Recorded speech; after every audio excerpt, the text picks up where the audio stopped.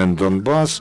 They are ready to make a statement. Sergiy Tkachenko, Committee of Voters of Ukraine, Donetsk, and Iryna Perkova, civic activist of Committee on Internally Displaced Persons, and Sergiy, who is the editor of Ostrov Internet Project. Hello, everybody. Thank you for coming.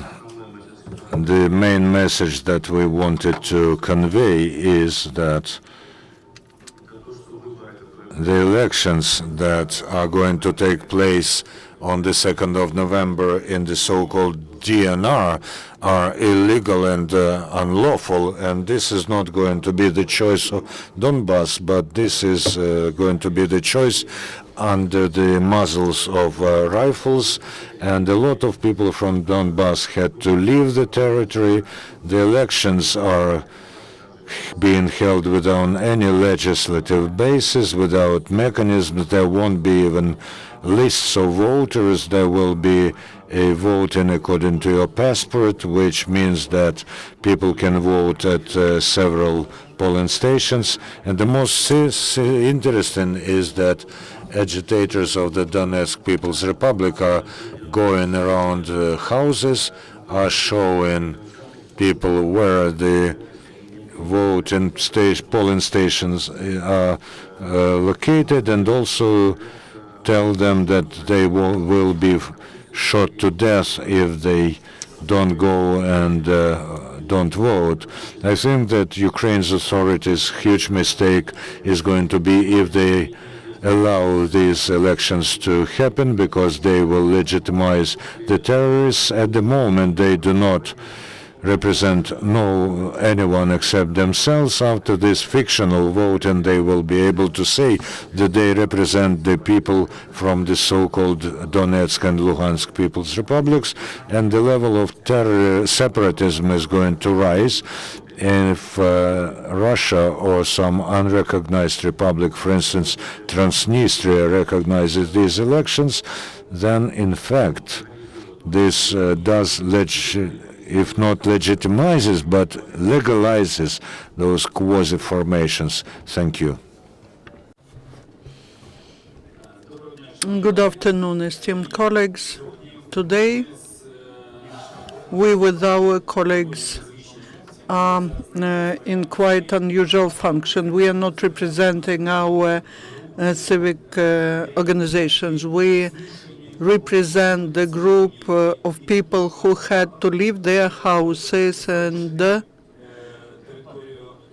leave the territory where they lived for many years. And now they have to look for the refuge in different places all over Ukraine. We would like to say that on the 2nd of November, the separatists who seized part of Donetsk and Lugansk regions are planning to organize fake elections to achieve certain legitimacy in the eyes of the population and to basically hide their crimes. And on behalf of those people, on behalf of Ukrainian citizens who live in Donetsk and Lugansk regions, we want to say no to this imitation of the election process. We want to say that the Ukrainian elections to parliament took place on the 26th of October.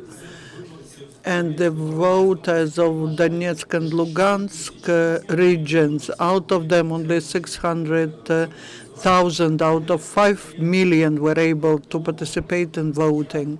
But that is an example of how free elections are being held. That's an example of how people who were under the illegal armed groups in Slavyansk, Konstantinovka, Kramatorsk, they are now involved into building the state of Ukraine, because elections in Donbas were not just electing their representatives to the Verkhovna Rada, but that was re-socialization of people, getting them back to Ukrainian space. And we believe that when the situation stabilizes, Ukraine will be able to hold elections for all citizens of Lugansk and Donetsk regions who failed to participate in voting on the 26th of October. We also would like to say that we have to stop this myth about the voice of Donbas. Everyone's looking for it and no one can find it. There are many voices like that. These are voices of those people who left Donetsk and Lugansk regions. These are voices of those people who stay on the occupied territories. These are the voices of people who are now restructuring in Slavyansk and Kramatorsk. But behind all these voices, we hear the Ukrainian symphony. And we want to address all those people who are in Donetsk and Lugansk. Do not participate in this imitation. Do not betray Ukraine. There could be no elections without freedom. There could be no Donbas without Ukraine. Glory to Ukraine. Hello. Well, on the 2nd of November, on the day of pseudo-elections in Donbas, the initiative group of displaced persons from Donetsk and Luhansk regions decided to conduct a marathon of displaced persons in 8 big cities where the biggest numbers of displaced persons are at the moment. We want to express our active citizen civil position about the geopolitical and social and humanitarian future of Donbas. We want to protest against this farce at the muzzles of submachine guns. In this marathon, we are as the voice of our compatriots who are now on the territories controlled by separatists, those who cannot openly state their civic positions. There are a lot of people like this. They are patriots. We want to say no to the occupation of Donbas, no to these elections with this peaceful marathon that will take place on Sunday. We want to show that Donbas is Ukraine. Donetsk, Luhansk, and other cities controlled by militants are Ukraine. And on this day, the residents of Donetsk and Luhansk regions are not voting, but they are protesting. This is a non-political action. We have not involved any political organization. The participants are displaced persons from Donetsk and Luhansk regions. In Kiev, 11 a.m., Maidan, next to the Central Post Office, will go to the European Square. Mariupol, 11 a.m., as everywhere, the Liberty Square, called also the Square of Fallen Lenin, Ivano-Frankivsk, Odessa, Cherkasy, Lviv, Slavyansk, and Zaporizhia, where the meeting point is next to the regional state administration. You can find detailed information in Facebook. The group is called European Donbas, Европейский Donbas. Maybe tomorrow or even today some other cities will join. Glory to Ukraine. I just want to add, there's a sociological survey that shows how many people left the Donetsk region.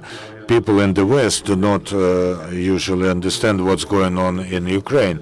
Some Western correspondents here tell me, what's bad in this? People are voting there, they will elect their authorities. They do not understand that there is no law there, that in reality you can be killed for your political views, and there cannot be real elections there. If we talk about the elections in Donbas and the choice of Donbas, you have to take into account the opinion of 40% of people who left those regions, and they will not be able to take part as voters or as candidates.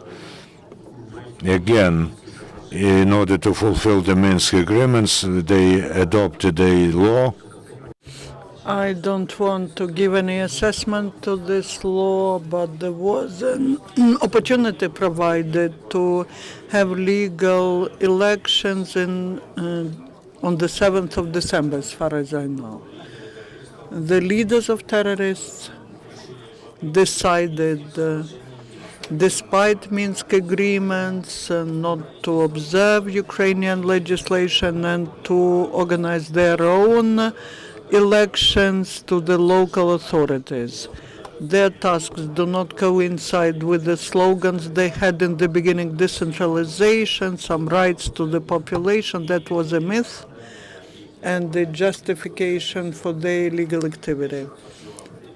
I now would like to draw attention of the international community that these elections are not elections. The elections cannot be held with the machine guns pointed at people, and if people go to the elections, they don't all have the choice.